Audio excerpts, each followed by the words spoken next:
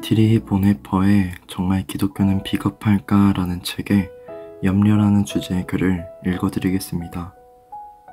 염려하지 마십시오. 재물은 사람의 마음속에 걱정 근심 없이 안전하다는 거짓된 확신을 심어줍니다. 그러나 사실 염려는 결국 재물 때문에 생겨나는 것입니다. 재물에 매여있는 사람은 숨막히는 염려의 짐을 지고 살아가게 합니다. 염려는 언제나 내일을 생각하지요. 그러나 엄격하게 따져보면 재물은 오늘만을 위해 존재합니다. 내일을 보장받으려는 마음은 오늘을 사는 나를 불안하게 합니다. 내일을 하나님의 손에 온전히 맡기고 오늘 필요로 하는 것을 감사함으로 받으며 전심으로 오늘을 살아가는 사람만이 진실로 안전합니다. 내일에 대한 생각은 나를 끝없는 염려의 노예로 만들어버립니다. 오늘 우리가 나눌 말씀은 마태복음 16장 1절부터 12절 말씀입니다.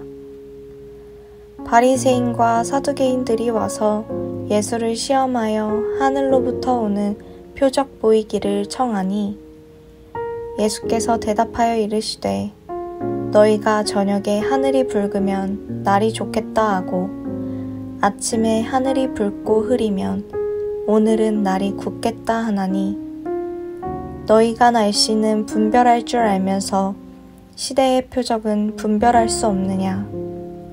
악하고 음란한 세대가 표적을 구하나 요나의 표적 밖에는 보여줄 표적이 없느니라 하시고 그들을 떠나가시니라.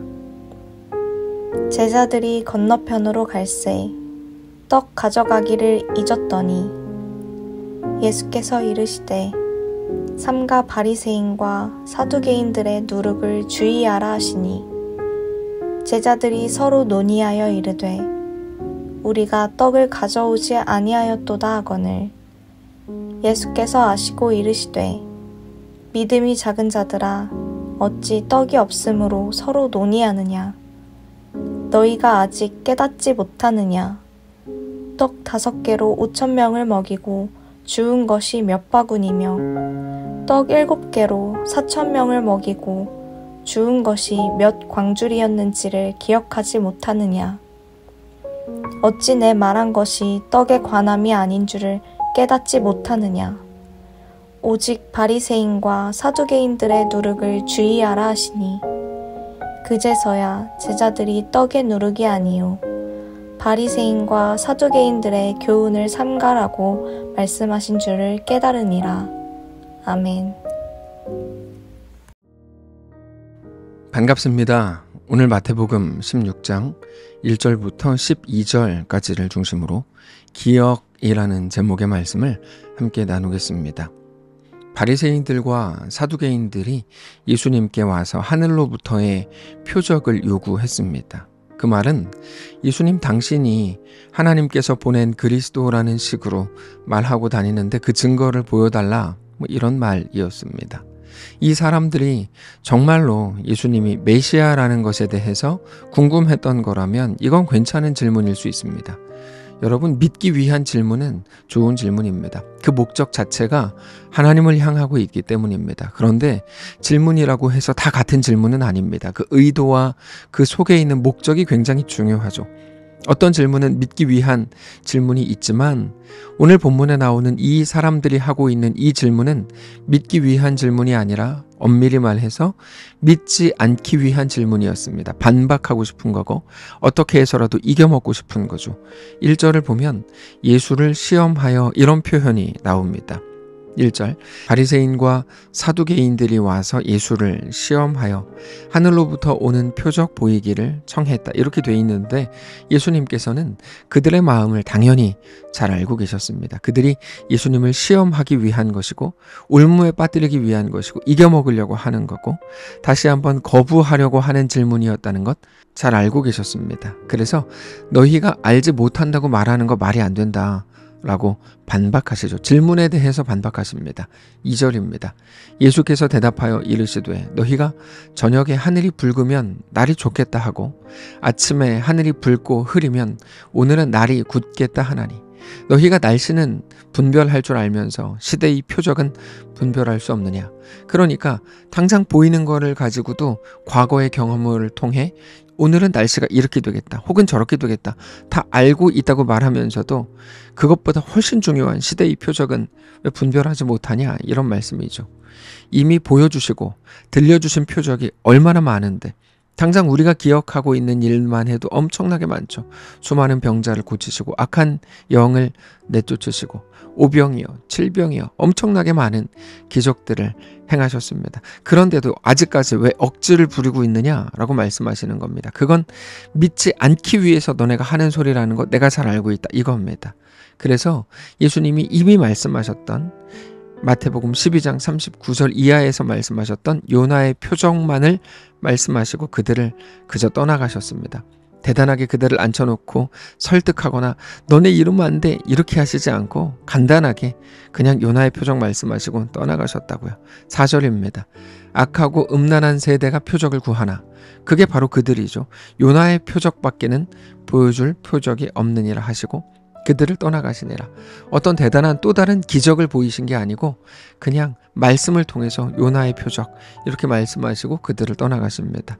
그리고 나서 제자들과의 대화가 나오는데 예수님의 제자들은 앞에서 나온 바리새인들, 서기관들과 하나도 다르지 않은 영적 무지함을 가지고 있었습니다. 떡과 누룩에 대한 대화인데 제자들은 15장 마지막 부분에 있었던 칠병이어 기적에서 남았던 그 떡, 그거를 깜빡하고 챙기지 못했다 이렇게 말하죠. 그 말은 그들이 당장 먹을 것이 없다는 것을 의미했습니다. 자기들에게 먹을 것이 없다는 사실을 계속 모르다가 예수님께서 누룩을 조심하라 라고 말을 하셨고 그 말을 들을 때야 비로소 깨달았죠. 아, 우리 그거 놓고 왔는데 어떡하지? 이제 그거 어떻게 해야 되나? 그러면서 걱정하기 시작했습니다. 5절입니다. 제자들이 건너편으로 갈새 떡 가져가기를 잊었더니 예수께서 이르시되 삼가 바리새인과 사두개인들은 누룩을 주의하라 하시니 제자들이 서로 논의하여 이르되 우리가 떡을 가져오지 아니하였도다. 여러분, 이 걱정은 이제 먹을 거 없어서 어떡하지? 라는 걱정이었습니다. 그런데 그때 예수님께서 야, 니네 뭐하냐? 너희 속에 있는 믿음이라는 게 도대체 뭐냐?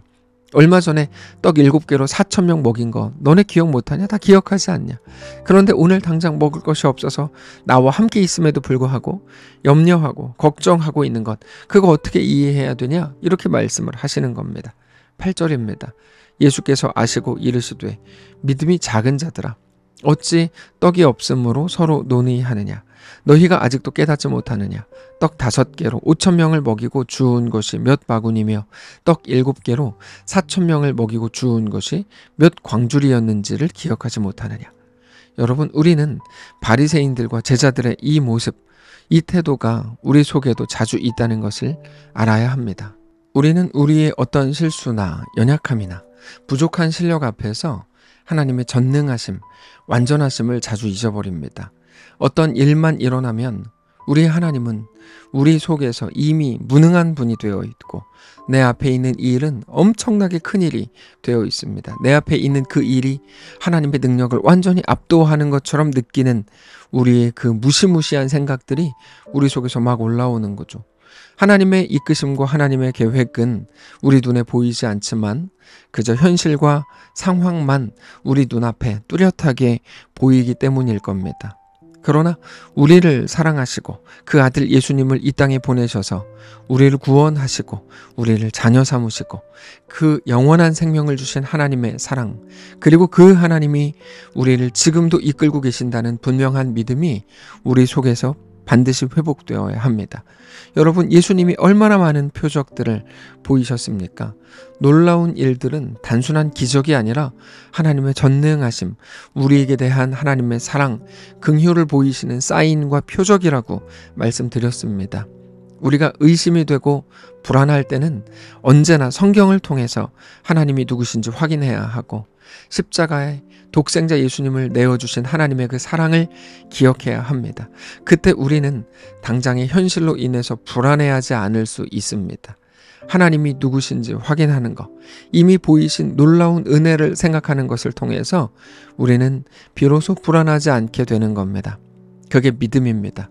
그런데 사실 우리는 우리가 행한 실수 앞에서 더욱 그렇습니다. 나와 관계없는 일이 일어난 것에 대해서는 그나마 하나님의 은혜를 구하고, 예를 들면 대단한 홍수나 자연적 재해 혹은 국가적인 어떤 상황들, 거대한 모든 일들에 대해서는 그나마 하나님의 은혜를 구하고 하나님께서 온전히 이끌어 주실 거라고 기대하죠. 내가 나름대로 당당하니까요. 그러나 반대로 내가 실수한 것, 내가 잘못한 일에 대해서는 어떤 도우심과 어떤 은혜도 기대하지 못하고 그저 마땅한 처벌을 받고 있는 중이라고 생각할 뿐입니다. 당장 오늘 본문의 제자들은 자기들의 실수로 생긴 문제 앞에서 염려하고 있었던 거죠. 여러분, 물론 아무래도 좋다는 말은 아닙니다. 그러나 우리는 우리의 모든 연약함과 부족함 속에서도 하나님이 우리에게 대해 가지신 하나님의 열심과 하나님의 이루심을 알아야 합니다. 그것을 지난 주일에 하나님의 은혜라고 소개했는데, 우리는 하나님의 은혜가 오늘도 연약하고 부끄러운 우리에게 여전히 부어지고 있다는 것을 알아야 합니다. 먹을 것을 매일 놓고 다녀도 된다는 말이 아닙니다. 다만 우리가 믿는 그 하나님은 우리의 어떤 상황, 어떤 연약함까지도 덮으실 수 있는 분이라는 사실을 우리가 오늘 모든 일들 앞에서 알고 믿어야 한다는 겁니다. 그 믿음이 우리를 가장 확실하게 일으키시는 힘이요 소망이 되기 때문입니다.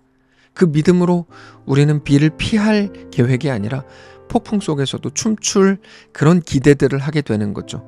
사랑하는 성도 여러분, 우리 하나님을 바라보십시오. 하나님의 전능하심과 우리를 향한 무한한 사랑을 믿고 신뢰하십시오. 그분은 우리 무능함보다 더 크신 분입니다. 그 하나님의 자녀요, 내가 그 하나님의 백성이라는 사실에 한없이 자신만만해지고 행복해지고 더 넉넉해지는 우리의 오늘이 되시기를 바랍니다. 기도하겠습니다.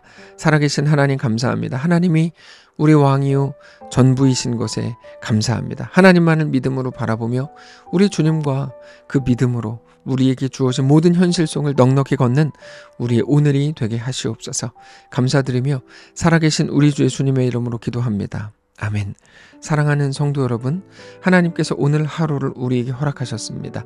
믿음으로 우리 주께 나아가시기를 원하고, 어떤 자리, 어떤 형편 속에서도 하나님을 뜨겁게 사랑하고 하나님과 믿음으로 동행하는 귀한 날 되시기 바랍니다.